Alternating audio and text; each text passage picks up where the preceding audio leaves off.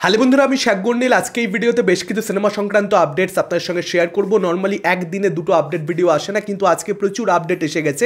প্রথম আপডেটটা অজিত কুমারের গুড ব্যাড আগলিকে কেন্দ্র করে। এই ছবিটার সঙ্গে তামিল বক্স অফিসে এপ্রিলের 10 তারিখে ক্ল্যাশ হতে চলেছে ইডলি কারাই ছবিটা, যে ছবিতে মুখ্য চরিত্রে আপনারা দেখতে পাবেন ধানুষকে। এটা একটা ফিল গুড এন্টারটেনার হবে এবং তার সঙ্গে সঙ্গে একটা মাস এন্টারটেনার। দেখা যাক এই বক্স অফিস ক্ল্যাশে কে শেষ অবধি জয়লাভ করে, কোন ছবিটা কন্টেন্ট ওয়াইজ বেটার হয়। এর পরবর্তী আপডেটটা বাদি বাসালকে কেন্দ্র করে। আপনারা সকলেই জানেন ভেট্রিমারান একজন দুর্দান্ত পরিচালক, তার সঙ্গে সুরিয়ার কোলাবোরেশন। ছবিটার অ্যানাউন্সমেন্ট বহু আগে থেকে হয়ে রয়েছে। আপনারা সকলেই জানেন ভেট্রিমারানের কোনো ঠিক নেই কবে তিনি কোন সিনেমাটা শুটিং শুরু করবেন, কবে তিনি কোন সিনেমাটা শুটিং শেষ করবেন। তার কারণ তিনি বলেন 50 দিন শুটিং করবেন, শুটিং শেষ করেন তিনি 150 দিনে গিয়ে। তার প্রোডাকশনে কোনো ঠিক নেই। আফটার অল জানতে পারা যাচ্ছে প্রডিউসার এস্থানু অফিসিয়ালি অ্যানাউন্সমেন্ট করে দিয়েছেন যে এই ছবিটার কিন্তু প্রোডাকশন স্টার্ট হতে চলেছে। ইনফ্যাক্ট স্টার্ট হয়ে গেছে, এটাই বর্তমানে আপডেট।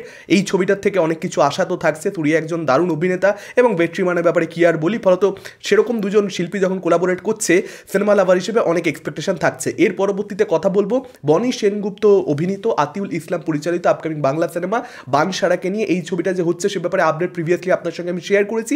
আজকে একটা পোস্টার মেকাররা ড্রপ করেছে এবং যে পোস্টারটা কিন্তু ইমপ্রেসিভ।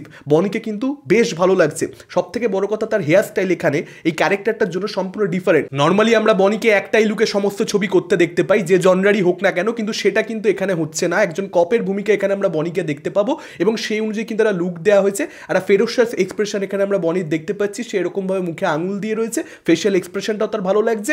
এই ছবিটা দেখবার জন্য কিন্তু আমি মুখিয়ে থাকছি। দেখা যাক এই ছবিটার মাধ্যমে বনির কামব্যাক হয় কিনা। বক্স অফিসে কামব্যাক হবে কিনা সেটা ম্যান্ডেটরি নয়, মানে সেটা হয়তো হবে না হয়তো, কারণ বনির এখন খুবই সময়টা খারাপ যাচ্ছে। কিন্তু কন্টেন্ট ওয়াইজ ভালো হয় কিনা, কারণ রেসপেক্ট যখন ফিরে আসবে তখন বক্স অফিসও ফিরে আসবে। এর পরবর্তী আপডেটটা শ্রদ্ধা কাপুরকে নিয়ে। তিনি একটা ছবি করতে পারেন যেটা টাইটেল হবে নাগিন। এই আপডেটটা বহু বছর আগের থেকেই আসলে ঘোরাফেরা করছে, মাঝে মাঝে আপডেটটা আসে, আবার জানা যায় যে না হবে না। এখন যেটা জানতে পারা যাচ্ছে নাগিন নামের এই ছবিটা শ্রদ্ধা কাপুর শুটিং খুব শিগগিরই স্টার্ট করতে চলেছেন। প্রডিউসার নিখিল দ্বিবেদী সেটার ব্যাপারে কিন্তু সোশ্যাল মিডিয়াতে নিজেই জানিয়েছেন যে খুব শিগগিরই কিন্তু শুটিংটা স্টার্ট হবে, প্রোডাকশন স্টার্ট হবে এই ছবিটার।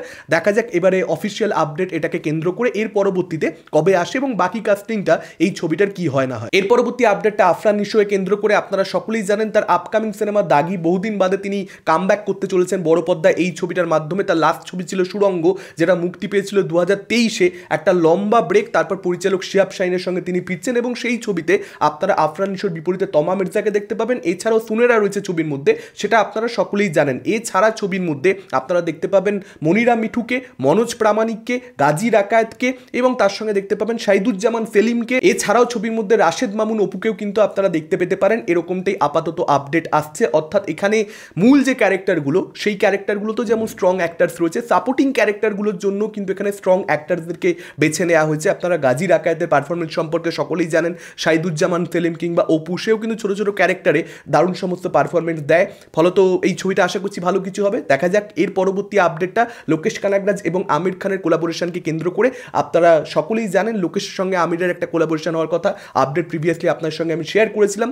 ইরুম্বুকাই মায়াবী এই পার্টিকুলার ছবিটাতে লোকেশ কানাগরাজ ভাবছেন আমির খানকে, এরকমটা জানতে পারা যাচ্ছে। এটা ড্রিম প্রজেক্ট লোকেশের, যেটা তিনি সুরিয়ার সঙ্গে করবেন, এরকমটা প্রিভিয়াসলি আপডেট ছিল। কিন্তু এখন জানতে পারা যাচ্ছে সুরিয়া নয়, এই ছবিটা প্রাথমিকভাবে সুরিয়ার সঙ্গে হওয়ার কথা থাকলে সেটা তো হয়নি এত বছর ধরে। সেই ছবিটাই তিনি এবার আমিরের সঙ্গে করবেন এবং এটা একটা সায়েন্স ফিকশন ফ্যান্টাসি ছবি হতে চলেছে। অর্থাৎ লোকেশ কিন্তু অন্য জনরাতে এবার খেলতে চলেছেন এবং সেখানে আমির খানের মতন একজন অ্যাক্টার যে এক্সপেরিমেন্ট করবার জন্য নোন, এবং এক্সপেরিমেন্ট করলেও তিনি একটা আফটার কমার্শিয়াল ছবি একটা দর্শককে উপহার দেন, যেটা সকলে এনজয় করতে পারবে। ফলত এই কোলাবোরেশনটার দিকে তাকিয়ে রয়েছি। একদম রুটিন একটা ড্রাগসকে নিয়ে বা একটা মাফিয়া ছবি যেটা লোকেশ বানিয়েই থাকে, তার বাইরে বেরিয়ে তিনি ছবি করছেন। আমির খানের মতন অ্যাক্টারের থেকে এরকমই এক্সপেক্টেড যে সেফ জোনে যেটা পরিচালক বানায় সেটাই পরিচালকরা আমির খানের কাছে যায়, মানে তারা এক্সপেরিমেন্ট করতে চায়, কারণ আমির খানের ওই অডিয়েন্সটা রয়েছে যারা এক্সপেরিমেন্টটাকে একটা গুরুত্ব দেয়। এর পরবর্তী আপডেটটা সোম অভিনীত আপকামিং সিনেমা ফেলু বক্সিকে নিয়ে, যে ছবির মধ্যে আপনারা মধুমিতাকেও দেখতে পাবেন। সিবিএফসির দ্বারা এই ছবিটার কিন্তু সার্টিফিকেশন হয়ে গেছে। 2 ঘন্টা 27 মিনিটের একটা ছবি হবে।